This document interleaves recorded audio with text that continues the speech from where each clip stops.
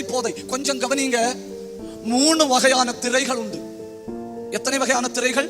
3 வகையான திரை. ஒண்ணு தியேட்டர்ல பாக்குறேன் இல்லையா, தியேட்டர்ல பாக்குறேன் இல்லையா, பெரிய திரை.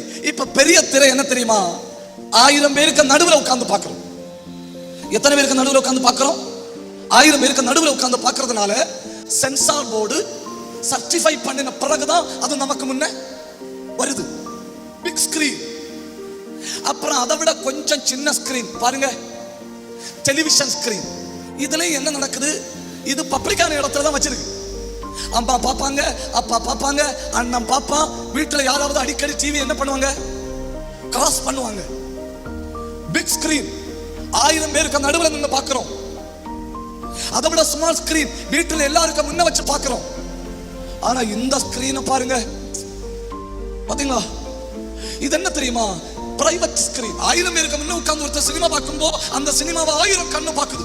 ஒரு டிவிக்கு முன்ன உட்கார்ந்து பார்க்கும்போது வீட்டார் அனைவரும் பார்க்கறாங்க. இவ வீட்டார் அனைவரும் பார்க்கறதுனால நமக்குள்ள ஒரு சென்சார் இருக்கு, வீட்டாரங்க இருக்காங்க. ஆனா இது மட்டும்தான் சென்சார் போர்டு சென்ஸ் பண்ணாத ஸ்கிரீன். என்ன? எப்பவும் எதையாவது ஒண்ணு பார்த்துட்டே இருக்கணும். எப்போ எதையாவது ஒண்ணு பார்த்துட்டு இருக்கணும். இந்த நிகழ்கால போதையில மிகப்பெரிய போதை என்ன? Screen addiction.